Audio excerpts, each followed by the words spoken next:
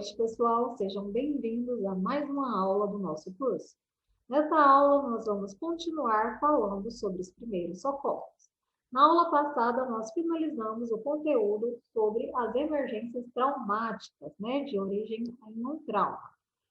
E hoje nós vamos iniciar o conteúdo a respeito das emergências clínicas, tá bom? O que vem a ser uma emergência clínica, É uma alteração, pessoal, dos sinais vitais devido a um desequilíbrio interno do organismo, tá bom? Acontece alguma coisa no nosso metabolismo, no nosso organismo, que causa um desequilíbrio. Esse desequilíbrio, ele resulta em algumas manifestações, Que podem variar desde um simples mal-estar, ou um desmaio, até mesmo uma parada cardiorrespiratória. Vamos falar sobre alguns desses tópicos.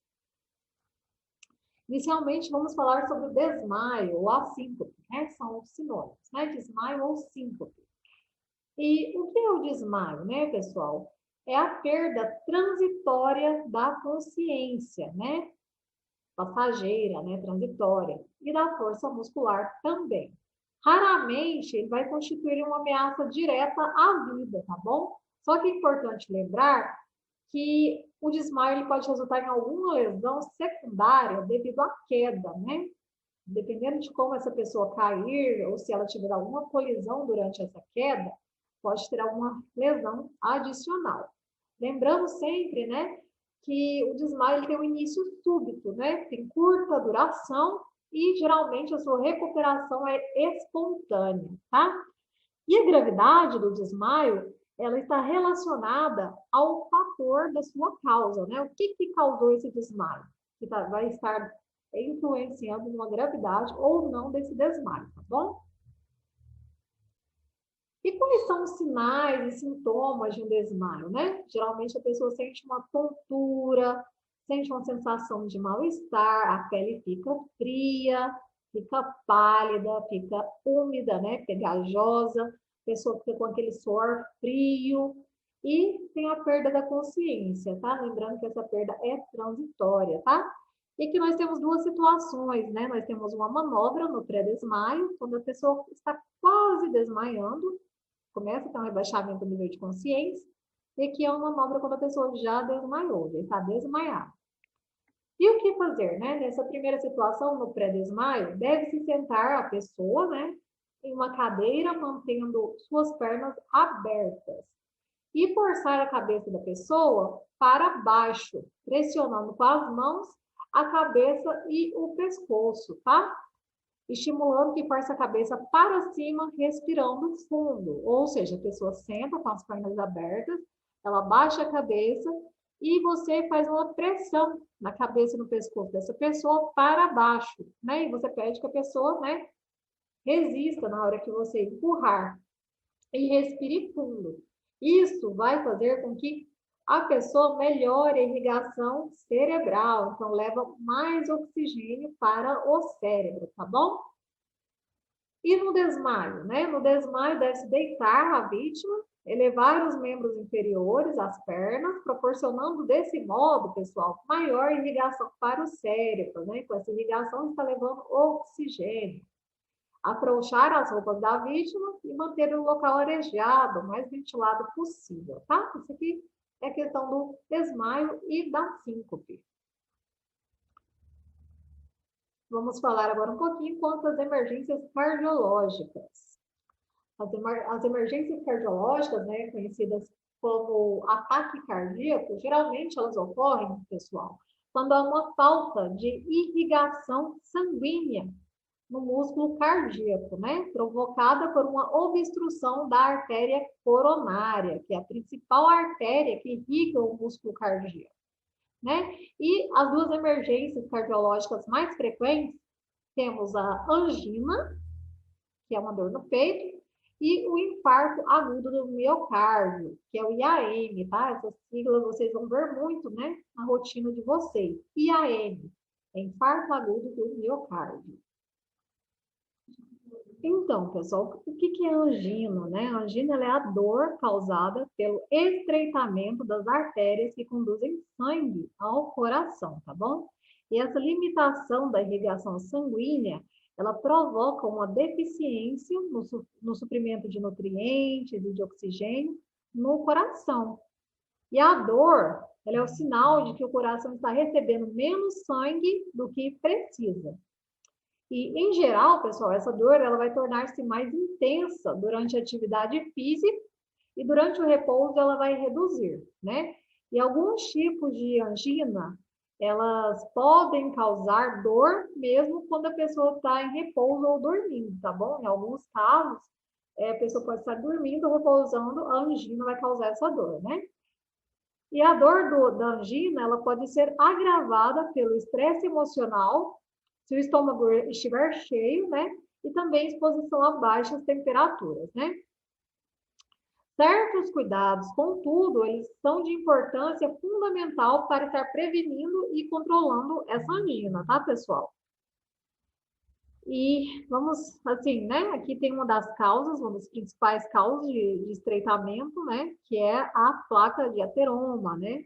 A placa ateromatosa, que também vai causar o estreitamento dessa passagem, né? Da circulação do sangue. Essa aqui é a artéria coronária, ela é a principal artéria que irriga o coração. E uma placa obstruindo essa passagem, tá?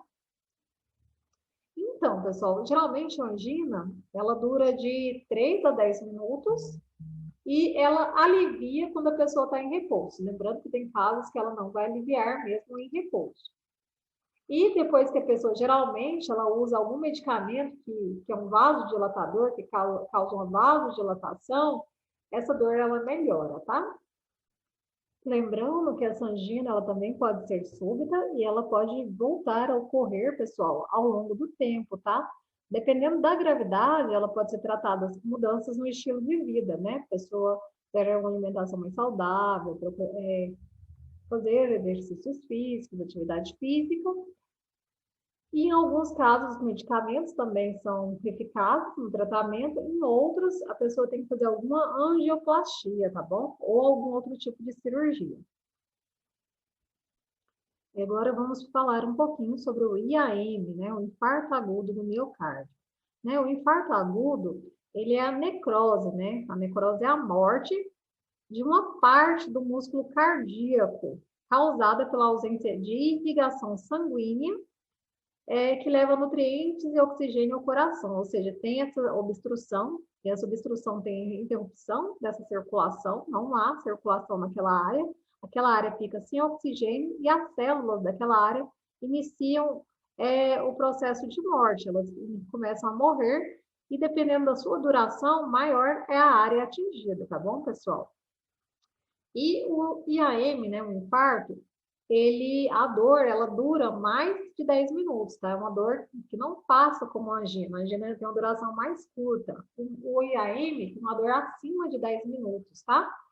É uma dor que não passa em repouso. Na angina, a pessoa ficou em repouso, a maioria dos casos passa.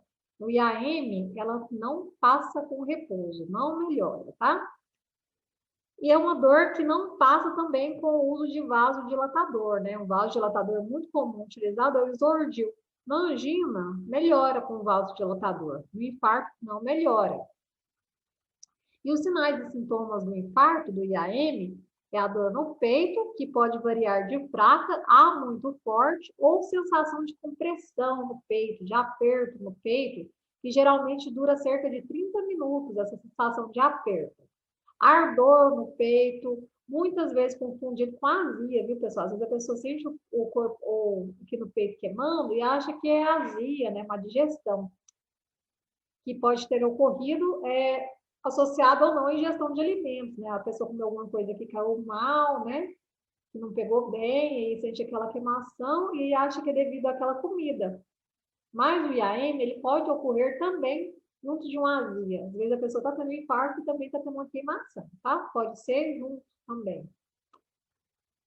Ocorrência de suor, né? Náuseas, vômitos, tontura e até desmaio, né? A pessoa chega ofegante, né? Nauseando, vomitando, sentindo tontura, com aquela dor no peito, pode vir até desmaiar, né? E essa dor é uma dor que ela irradia. O que é isso irradiar? Ela vai para outros locais, né? Geralmente ela irradia para a mandíbula ou para os ombros, ou para os braços, tá? É mais frequente irradiar para o lado esquerdo do corpo, viu, pessoal? Geralmente essa dor, ela irradia mais para o lado esquerdo. E a pessoa, geralmente, ela está com ansiedade, ela fica agitada, ela tem uma sensação de morte iminente. Ela acha que vai morrer naquele momento, tá? E o que se deve fazer no caso de AM, né? Deixar a vítima em repouso, né? Sem realizar qualquer esforço físico, deixar ela quietinha, tá bom? Importante impedir que a pessoa caminhe, tá? A pessoa que caminha fala, não, fica quietinho, não caminha agora não, tá? Porque essa caminhar aumenta a circulação, então manda mais sangue para a circulação, para o coração. Manda mais sangue para o coração que está com aquela obstrução. Afrouxar as roupas da pessoa, né? Tranquilizar a vítima, pedir para ela tentar respirar melhor, tentar ficar mais calma, né? E verificar se ela já fez uso de algum vasodilatador, né? Tá bom? Perguntar, ver se ela já tomou alguma medicação.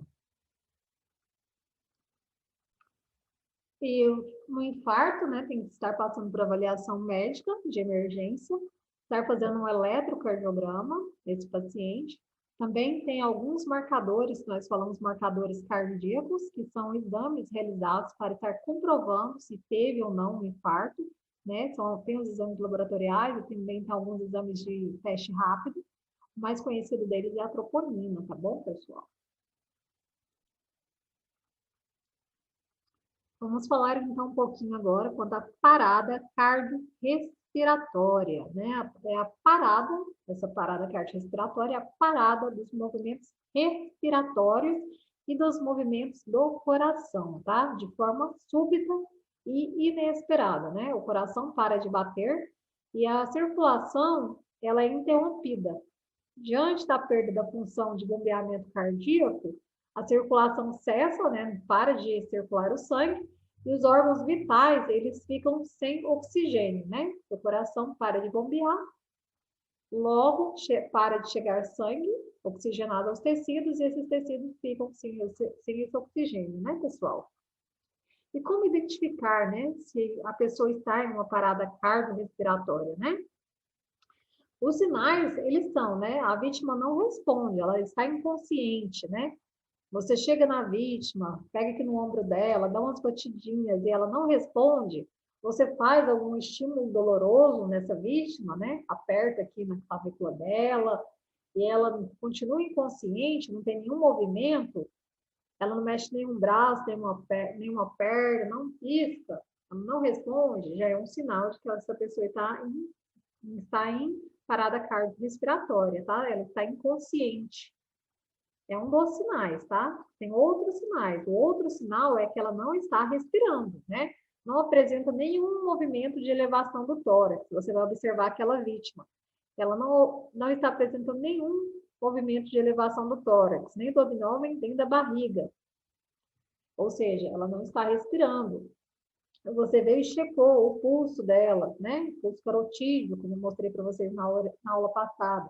E não tem pulsação, é mais um sinal de que ela está em parada cardiorrespiratória, né?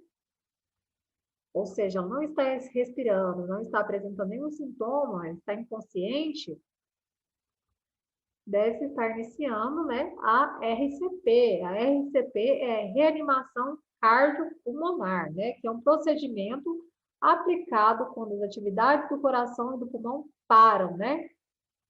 Se a vítima está inconsciente, não responde à dor nem respira, né? Deve ser avaliado também se ela não tem pulsação, sendo assim, deve iniciar a RCP, né? E o objetivo da RCP, que é a ressuscitação cardiopulmonar, é fazer o sangue do paciente circular para os pulmões e para o resto do corpo, oxigenando as células do cérebro, né? E assim que a pessoa identificar, né, que o paciente está numa parada cardiorrespiratória, deve estar iniciando as manobras de reanimação, né? Eu vou passar para vocês aqui as técnicas de RCP no adulto. Então, vamos lá, pessoal.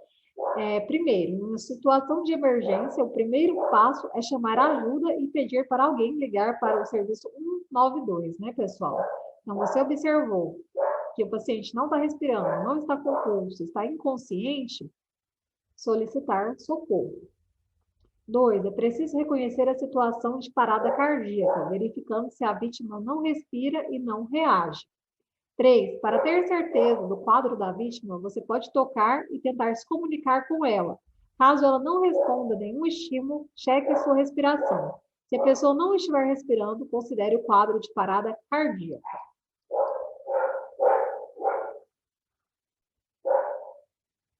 Quarto, em seguida é preciso fazer a massagem cardíaca até o socorro chegar, tá? Aqui no caso as compressões, viu, pessoal? Troca essa massagem por compressão, porque tem pessoas que ficam lá só alisando o peito da vítima, né? Esfregando a mão, achando que está massageando. Não é uma massagem, é uma compressão. Você deve se posicionar ao lado da vítima, a vítima perto do peito. Coloque os seus joelhos distantes um do outro para ter mais estabilidade. Se você colocar eles juntinhos, você pode fazer uma RCP, uma ressuscitação cardiopulmonar de má qualidade. Você também pode ficar numa situação bem desconfortável, uma posição bem desconfortável para você. Posicione suas mãos entrelaçadas, uma sobre a outra, né? Dessa forma aqui que está na imagem. No centro do tórax, né? Você vai fazer uma linha imaginária entre os mamilos do paciente, né? Ou pelo menos na posição anatômica que os mamilos deveriam estar, né? Teve uma aluna uma vez que perguntou, né? Ah, mas se for uma senhorinha bem novinha e o seio dela estiver já bem lá, sofrendo efeitos da gravidade, a linha, né, do mamilo dela vai ser lá próximo ao umbigo, né? Ele brincou ainda comigo. Falei, não, é aonde deveria estar a posição anatômica, né, daquele mamilo. Então, você traça uma linha imaginária e vai fazer compressão naquele ponto, né? Com os braços estendidos a 90 graus, tá vendo? Eles têm que estar esticados e eles não podem dobrar. Durante a RCP, você não pode dobrar o braço, porque tem gente que fica dobrando o braço. Nisso, tira a intensidade da compressão. Não deve dobrar o braço. Então, o braço ele continua estável. É somente você que vai mexer. Só a sua coluna, né? O movimento sobe e desce, tá? E com os braços estendidos a 90 graus, comprima o peito da vítima em uma frequência de 100 a 120 repetições por minuto. Então, quantas que eu devo fazer, né, pessoal? No mínimo 100 compressões por minuto, 100 compressões em 60 segundos, tá? No mínimo, é de 100 a 120, tá bom, pessoal? É importante que a manobra seja feita no ritmo e com a força certa. Por isso, a ideia de usar uma música como A Meus Bons Amigos, do Barão Vermelho, que tem um ritmo adequado de 100 batimentos por minuto, para garantir a taxa correta de compressões durante o procedimento. Com a música na cabeça, você não perde tempo. Para quem não conhece essa música e depois quiser dar uma pesquisada, o ritmo dela de fundo, ela realmente segue essa sequência de 100 batimentos por minuto, tá bom, pessoal? Para estar fazendo a RCP. Os braços do socorrista devem permanecer retos durante a RCP, sem dobrar os cotovelos, e você deve usar o peso dos ombros para executar a manobra. Durante o procedimento, o tórax deve comprimir entre 5 e 6 centímetros de profundidade. Esse aqui é no adulto, viu, pessoal? É importante não interromper as compressões por mais de 10 segundos. A realização da RCP cansa, por isso é preciso revezar com outra pessoa a cada 2 minutos até a chegada do socorrista. Sim, pessoal, é bastante exaustivo, então é sempre importante ter outra pessoa no local para estar auxiliando nesse procedimento, tá?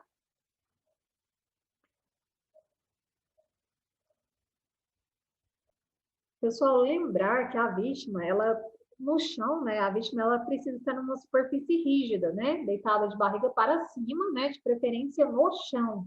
Porque no chão ele é mais rígido, né? Ou se você não tiver, se a pessoa não estiver deitada no chão, colocar alguma superfície rígida embaixo da pessoa, algum objeto rígido embaixo da pessoa, porque se ela estiver deitada em um colchão ou em uma poltrona, a RCP ela não vai ser eficaz, porque a pessoa vai afundar no colchão ou na poltrona, né? Ela não vai ter uma resistência.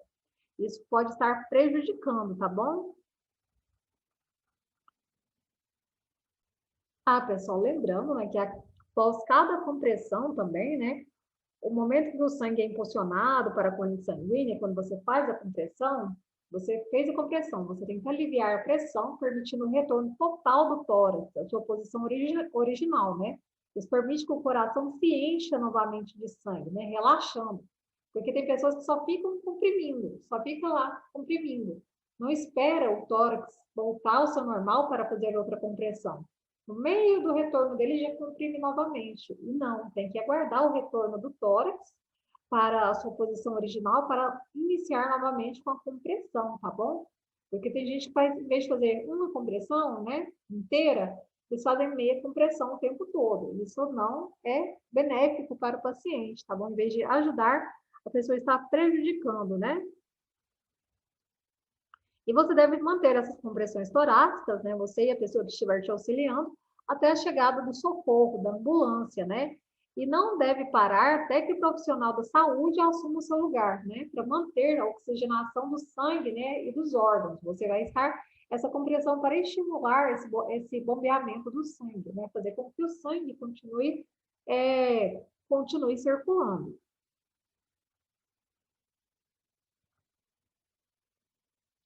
Então, vamos falar agora um pouquinho a respeito da parada respiratória, né, pessoal?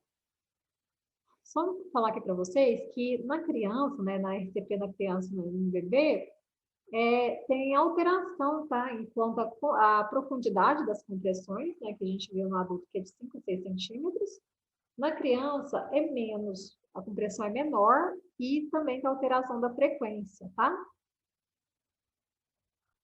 Porque, assim, no adulto, você utiliza as duas mãos entrelaçadas, né, entre os mamilos, e pode estar comprimindo de 5 a 6 centímetros de profundidade, e são 30 compressões para 2 ventilações, tá? Lembrando que de 100 a 120 compressões por minuto, né? Então, faz 30 compressões, faz 2 ventilações, faz mais 30 compressões e fica nesse ciclo até a chegada do socorro, tá bom?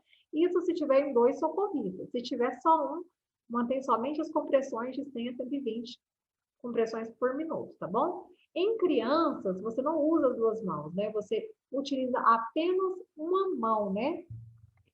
Posicionada entre os mamilos. Você usa apenas uma mão para fazer a compressão. E a profundidade pode ir também até 5 centímetros de profundidade, só que altera. Em vez de serem 30 compressões para 2 ventilações, são 15 compressões. Você vai fazer 15 compressões para 2 ventilações. Também a frequência de compressões mantém a mesma, de 100 a 120 por minuto. E nos bebês, né? Nos bebês você não vai usar nem as duas mãos, nem uma mão. Você vai usar apenas 2 dedos. Você vai colocar 2 dedos posicionados né? Abaixo da linha dos mamilos, né? Já não é mais entre os mamilos, é abaixo da linha do mamilo. E vão ser 2 dedos, e você pode ir até 3 centímetros de profundidade em cada compressão. E são 3 compressões para uma ventilação. Faz 3 compressões e uma ventilação. Isso se dá porque no bebê a ventilação ela deve ser mais eficaz, tá bom? Deve ter uma oferta maior de ventilação, tá bom? Então, vamos passar para o próximo, que é a respeito da parada respiratória. Vamos falar um pouquinho da parada respiratória, quando somente o aparelho respiratório tem uma pausa. Então, né, em algumas situações, pessoal, pode ocorrer somente a parada da respiração da vítima, né?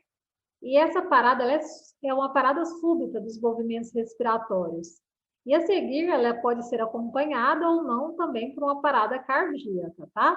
E para verificar se a vítima respira, deve estar observando o tórax ou o abdômen da pessoa, se ele está se movimentando, se ele está tendo movimento de expansão. E em caso de parada cardiorrespiratória, deve-se iniciar a RCP, né, a reanimação cardiorrespiratória. E esses procedimentos de reanimação, eles podem, tá, e devem ser realizados por leigos, né? Porque nem sempre a gente vai ter um profissional de saúde próximo a uma pessoa que tiver uma parada cardiorrespiratória. Ou seja, quem não é profissional de saúde também pode fazer esse procedimento. Tá bom? E deve ser iniciada a RCP sempre que se observar, né? Sempre que se identificar uma parada cardiorrespiratória, né? não pode perder tempo, né? Que a vida da pessoa depende da sua ajuda, né? Então, quando a pessoa está somente numa parada respiratória, você pode sim estar fazendo essa elevação, né? Elevar o mento da vítima, porque às vezes ela está com a queda da língua e está obstruindo a respiração. Se não melhorou com a elevação da cabeça, no queixo da pessoa, você levou o queixo da pessoa, quando você leva o queixo, a língua, ela retorna à posição e ela desobstrui a passagem do ar. Se não tiver voltado, você pode estar ofertando, né? Fazendo tipo uma respiração boca a boca, mas como tem um risco de contágio, né? Nessa respiração boca a boca, né? Pode estar utilizando algum dispositivo, né? Nós temos aqui algumas pessoas utilizam uma garrafa PET nessas situações para estar fazendo esse procedimento, uma garrafa PET cortada, ou algum outro meio que dê para fornecer oxigênio para esse paciente, né, até a chegada do socorro. Em alguns casos, alguns estabelecimentos, nós temos esse material aqui, ele é chamado de AMBU, né, que é a bolsa, válvula, máscara, tá vendo? Que é um dispositivo que dá para ofertar oxigênio para a vítima sem ter contato com ela, tá bom? Nos ambientes hospitalares, utiliza-se este produto aqui, este equipamento, o AMBU, tá bom? Então, pessoal, quando que a gente deve interromper uma reanimação cardiopulmonar, né? Se a pessoa notar que algum movimento da vítima, né, ver que ela voltou a se movimentar, significa que ela já está retomando consciência, né? Então, é uma identificação. Se você ver, né, que ela falou, que ela conversou com você, ela teve alguma reação, né, alguma reação que ela realmente retornou, é um motivo para estar parando, interrompendo a PCE, tá bom? Ou quando, né, chegar a equipe de atendimento, aí você para e a equipe assume, tá bom?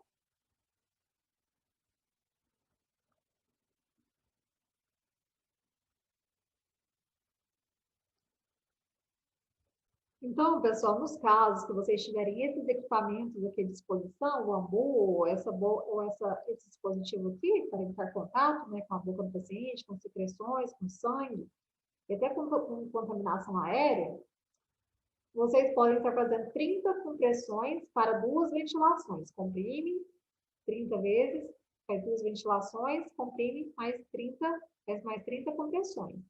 Se não tiver esse equipamento, você somente vai fazer as compressões, tá bom? Vamos falar agora de outra emergência clínica, que é a obstrução de vias aéreas por corpo estranho, ou VASC, né? O VASC, obstrução das vias aéreas por corpo estranho, né? O que seria esse OVASC, né? É o impedimento do ar de entrar nas vias aéreas superiores, né? A garganta e a boca, que é frequentemente causado por corpos estranhos, que em algumas situações esses corpos estranhos eles podem ser removidos. Alguém engasgou, alguma criança ou algum idoso engasgou, você consegue ver aquele objeto? Se não colocar risco, né, da pessoa te morder, você pode estar removendo aquele objeto, aquele corpo estranho. E os tipos de obstrução que nós temos, pessoal, os tipos de obstrução que nós temos das vias aéreas superiores, nós temos a obstrução respiratória parcial, que é a passagem de algum fluxo de ar, ou seja, a passagem do fluxo de ar não está totalmente interrompida. E alguns sinais de obstrução respiratória parcial é quando nós respiramos e não emitimos nenhum ruído, né? A presença de ruídos, ela pode significar uma obstrução parcial da via aérea, ou seja, quando a gente respira, a gente não faz nenhum ruído, a respiração é normal. Se a gente respira e está tendo algum ruído, está fazendo algum som respiratório anormal, significa que tem uma obstrução parcial, tá bom? E a obstrução respiratória completa. A obstrução respiratória completa é quando não há a passagem de ar para os pulmões, né? O paciente consciente, ele vai tentar falar, tossir, mas ele não vai ser capaz de tossir nem falar, né?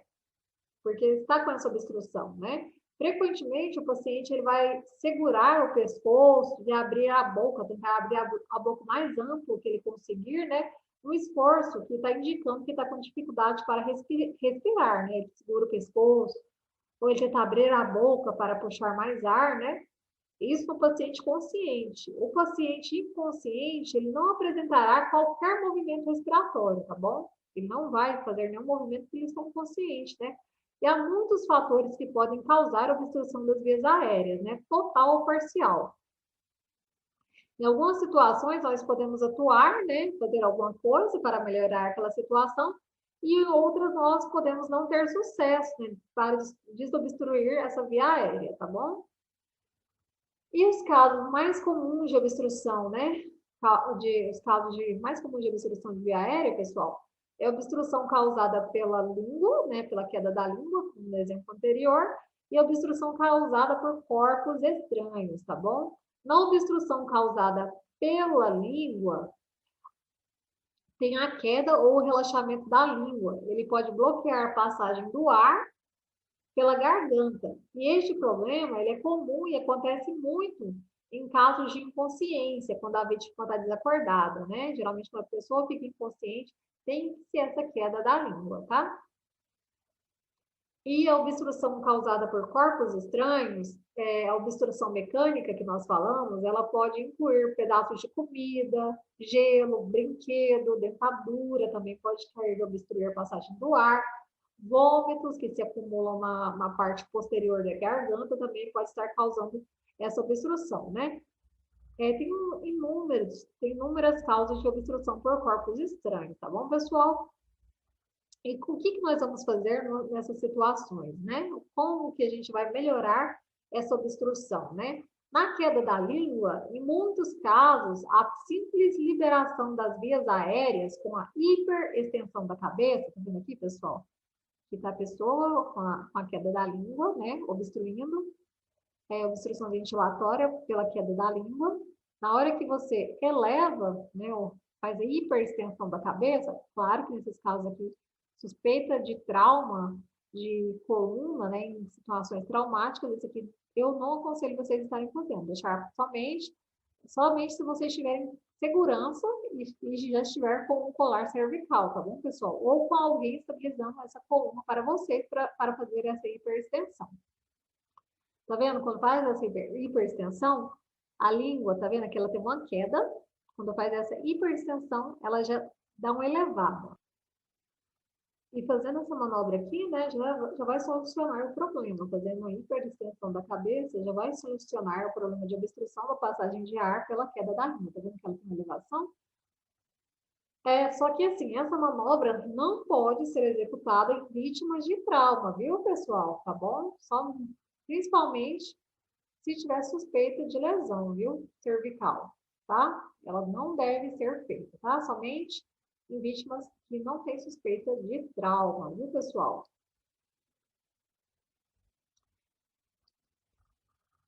E corpo estranho, né? Nos casos em que o paciente estiver consciente, né, acordado, ele vai tentar avisar que está engasgado, né? Nesse caso, você deve estimular que ele tossa, né, que ele pulsa, ou você pode fazer manobra de Heimlich, que é essa manobra aqui, ó, pessoal, essa mulher que está fazendo aqui, né? Você estimula ele a tossir, em muitos casos ele tossindo, esse objeto desobstrui a via aérea, né? Ele sai. Em outros casos, você deve fazer essa manobra para auxiliar, né, a fazer essa desobstrução da via aérea, né? Se a vítima estiver inconsciente, desacordada ou sem resposta ao estímulo doloroso e sem respirar, né, tem que iniciar os procedimentos de ressuscitação cardiopulmonar, tá bom, pessoal? Então, o que é essa manobra de Heimlich, né? Em adultos, né? Eu trouxe aqui 3 exemplos. Em adultos obesos ou gestantes e em bebê, tá bom? Em adultos, posicionar uma das mãos fechada com a outra, fechada com a face do polegar encostada na parede abdominal, entre o apêndice tifoide e a cicatriz umbilical, né? O apêndice tifoide, lembrando que esse ossinho fica aqui, ó. Um pouco acima, aqui no finalzinho da junção inferior das costelas, você vai sentir os ossinhos. Esse é o apêndice xifoide, tá bom? Então, entre esse ossinho aqui e entre a cicatriz umbilical, o umbigo, você vai posicionar uma mão fechada e a outra mão espalmada sobre essa mão, né? Sobre a primeira. E você vai comprimir o abdômen em movimentos rápidos, direcionados para dentro e para cima. Você vai fazer um J, né? Um movimento em J, para dentro e para cima. E isso vai estimular a saída desse objeto, tá bom? Aqui é a vítima, né? Com as mãos no pescoço. Geralmente quem está engasgando tem tendência a levar a mão ao pescoço, tá? Adultos obesos ou gestantes, né? Você vai mudar a posição, né? Lembrando, gestantes no terceiro trimestre, né? De gestação. Você vai realizar as compressões sobre o externo, né? Na linha intermamilar, e não sobre o abdômen. O externo é esse osso que une as costelas, bem aqui no centro do tórax, tá bom? Esse ossinho que pega desde aqui do finalzinho da garganta até aqui no finalzinho do estômago, tá bom, pessoal? E aí você vai fazer uma linha mamilar sobre esse osso, tá bom? Mesmo movimento. E em bebês, né? Em bebê responsivo, né? O bebê que tá chorando, que tá fazendo algum som. Você vai fazer 5 golpes entre as escápulas com a região hipotenar da mão, né? Com a base da mão aqui. Com a base, tá, pessoal? Você vai fazer 5 golpes, né? Você vai fazer 5 compressões torácicas nas costas dessa criança. Você vai fazer 5 golpes, né? Aqui com a base da mão, nas costas dessa criança. Você vai virar ela e você vai fazer 5 compressões torácicas com os 2 dedos sobre o externo, né? Logo abaixo da linha mamilar, lembrando, né? Então você faz 5 golpes com a base da mão, você vira essa criança e você faz 5 compressões torácicas com os 2 dedos sobre o externo, na linha mamilar da criança, né? Até que o objeto seja expelido ou o bebê fique irresponsível, né? Se a criança não expelir o objeto e entrar numa parada cardiorrespiratória ou respiratória, você vai iniciar a ressuscitação cardiopulmonar, tá bom, pessoal?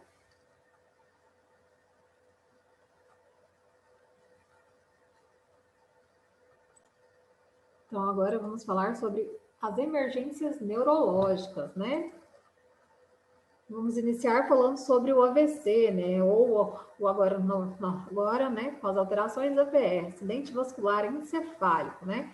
O AVE, pessoal, ele ocorre quando a circulação cerebral ela é interrompida por coágulos sanguíneos, né? Quando ela é interrompida por coágulos sanguíneos, nós temos uma isquemia, né? Ou por alguma hemorragia, sangramentos, causando, né, algum tempo a necrose, morte de uma área de células do cérebro, tá, pessoal?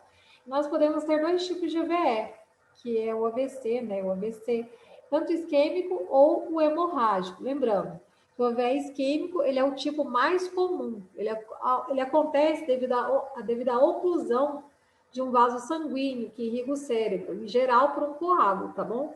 Esse aqui é o primeiro exemplo, né? O AVC isquêmico, quando algum trombo, algum coágulo impede a circulação naquela região do cérebro. E a gente tem a anóxia, né? Que é a falta de oxigenação naquela área, tá? E nós temos o AVC hemorrágico, que acontece quando tem a ruptura de um vaso sanguíneo no cérebro, tá bom? E nós temos uma hemorragia naquele local. E quais são os sinais e sintomas, né, pessoal? Podem ocorrer isolados ou em combinação. Geralmente tem alteração do nível de consciência, a pessoa fica sonolenta, fica com torpor, ou ela fica em coma. Tem a cefaleia, né? A cefaleia que é a dor de cabeça intensa, também de início súbito, associada à alteração do nível de consciência. Fala incoerente, fala incompreensível, com aquela fala arrastada, paralisia ou fraqueza facial em um lado do rosto, né? Geralmente fica com um lado do rosto meio caído, meio sem movimento, né? Fica evidente quando a gente pede para o paciente sorrir, ele não consegue. Você vê que tem um lado do rosto mais paralisado. Falta de coordenação, fraqueza ou paralisia em um lado do corpo. Tende a perder ou sentir uma limitação do movimento em um lado do corpo, né? Perda do equilíbrio e pode ocorrer convulsões, tá bom? E o que nós podemos fazer, né? Providenciar socorro médico imediato, né? Se o paciente for atendido rapidamente, o risco de sequelas diminui bastante, tá? E se a vítima estiver desacordada, inconsciente, deve mantê-la deitada de lado, né, até chegar o socorro, né? A gente fala essa de posição lateral de segurança, porque caso ela vomite, esse vômito não vai causar uma obstrução da via aérea dela, né? Remover prótese dentária solta, se ela tiver usar dentadura, uma prótese dentária deve se retirar. E no AVC isquêmico, qualquer cidadão pode ajudar, tá bom? Detectando rapidamente os sinais, né? E seguir acionando o SAMU, né? O serviço de emergência. E aqui nós temos um método para aprender a reconhecer e ajudar numa situação de AVC, tá bom? Tem o sorriso, você pede para a pessoa dar um sorriso. Se o sorriso sair torto ou se a boca entortar para um dos lados, isso pode ser um AVC. Abraço, peça para a pessoa levantar o braço. Se a pessoa tiver dificuldade para levantar um deles, ou após levantar os dois, um deles cair, isso pode ser um AVC. A pessoa levanta um braço, ela não consegue, tem dificuldade para levantar aquele braço. Ou se ela consegue levantar os dois braços, né? Levanta os dois braços, um deles cai. Tá bom? Mensagem. Peça para a pessoa repetir uma frase ou uma mensagem. Se a pessoa não conseguir repetir a frase ou mensagem, isso pode ser um AVC, tá bom? Urgente. Peça para a pessoa dar um sorriso. Isso aqui eu acho que eles repetiram aqui, né? Chame imediatamente o SAMU 192, tá bom, pessoal? Vamos falar sobre a convulsão, né? A convulsão, pessoal, ela é uma manifestação física visível de uma atividade elétrica anormal das células do sistema nervoso. Ela caracteriza-se por contrações musculares involuntárias ou focais, tá? Localizadas em uma parte do corpo quando é focal, tá? E é generalizada em todo o corpo. Ou a pessoa vai ter uma alteração, umas contrações musculares generalizadas, que vai ser em todo o corpo, ou somente focal, que é uma área do corpo só, tá bom? E as características são as contrações musculares involuntárias e generalizadas, né? Ou focais, perda de consciência, lesões em língua ou bochecha por mordedura, né? Que a pessoa fica com essas contrações musculares e pode acontecer dela morder a sua língua, né? Cialorreia que é a salivação excessiva, perda do controle urinário ou fecal. Com frequência após a crise convulsiva, a pessoa vai acordar urinada, né? Porque ela perde o controle do esfíncter, né? Do esfíncter urinário, do esfíncter também fecal. E nisso aí a pessoa se defeca, se urina, tá bom? Desorientação. A vítima acorda desorientada. Inicialmente pode não dizer seu nome, não saber o que aconteceu, tá bom, pessoal? E algumas das causas de convulsão, a principal delas é a epilepsia, tá bom? Muitos pacientes que têm convulsão geralmente são pacientes epiléticos, tá? Outras causas são febre, né, em crianças principalmente, febre muito alta pode causar convulsões, hipoglicemia, né, que é o baixo nível de açúcar, meningites, encefalites, né, também que é a inflamação do encéfalo também pode estar causando, ou das meninges, né, tanto a inflamação das meninges, que são as membranas que recobrem o cérebro, quanto a encefalite, que é inflamação no encéfalo, pode estar causando também uma convulsão. Traumatismo crânioencefálico, talvez após algum trauma no crânio, que atingiu o encéfalo, pode haver uma convulsão. Intoxicação por remédios e drogas, abstinência de álcool e drogas, alterações cerebrais, tumores, aneurismas, né? Também pode ser causas de convulsão. E o AVC. O AVC também a pessoa pode ter uma convulsão, tá? E o que fazer, né? Proteger a vítima de objetos ao seu redor, afastando tudo que possa produzir lesões ou que ofereça algum risco. Não tentar impedir as movimentações, que às vezes a pessoa está se debatendo, está tendo as contrações musculares, e algumas pessoas tentam segurar, e nisso elas podem machucar a vítima, né? Utilizar mantas, travesseiros, casacos e colocá-los de forma a evitar que a cabeça da vítima fique batendo no chão durante as contrações. E como quando tem as contrações generalizadas, muitas vezes a pessoa pode ficar movimentando a cabeça muito tempo agitada. E esses impactos podem causar algum trauma na cabeça, tá bom, pessoal? Então é importante estar colocando algum objeto para proteger a cabeça, tá? Se a pessoa utilizar óculos, tá? Deve remover esses óculos, tá? Mantê-la deitada de lado quando as contrações cessarem, tá? Quando ela já tiver parado, né? As contrações, quando a convulsão tiver cessado, colocá-la de lado, caso ela vomite, se possível, quando ela der para manter ela nessa posição, é o ideal, tá bom? Porque ela pode vomitar e com esse vômito pode estar obstruindo a passagem aérea, tá? E encaminhar a vítima a um serviço de emergência, sempre acionar o serviço de emergência, tá? Tá aqui, né? Não coloque nada na boca. Tem algumas pessoas que colocam algum tecido na boca da pessoa, não deve fazer isso, tá bom? Que pode lesionar mais ainda a língua, né? E a bochecha desse paciente. Sem falar que pode obstruir a via aérea, né? Pode causar uma dificuldade respiratória. Procurar por identificadores de alerta médico. Se a pessoa é alérgica a alguma coisa, tá bom? Para saber o histórico daquela vítima. De proteger a cabeça, também aqui colocando um casaco embaixo e remover os óculos. É fundamental saber quanto tempo que durou aquela convulsão, tá bom? Se você presenciou o início daquela convulsão, é bom marcar o tempo que ela durou, tá bom? Não conter o paciente à força, afrouxar as roupas, cinto, virar o paciente de lado e quando a crise passar, oferecer ajuda, né? Mas nesse momento aqui já pode estar, você já presenciou a crise, já pode estar pedindo socorro, tá bom? E no estado pós-convulsivo, né, que é após a convulsão ter passado, né, a vítima ela vai apresentar bastante sonolenta após a crise convulsiva. A gente fala pós-equital, né, período pós-equital. E ela pode ter dificuldade de responder algumas perguntas simples, né, como o nome dela, a idade, né. E a crise, né, com as contraturas musculares, com toda aquela agitação motora, ela passa, né, em geral, em 1 ou 2 minutos. Ela é rápida, tá bom? E o período de sonolência, esse período pós-convulsivo, ele pode demorar bastante tempo, tá? Ele pode ser bastante longo para estar passando, tá bom? A crise convulsiva em si é rápida. Esse período pós a crise convulsiva, que ele é mais demorado, tá bom? Então, pessoal, era o que eu tinha para passar para vocês hoje, tá bom? Na próxima aula, moça, eu vou estar mandando algumas atividades para vocês, tá?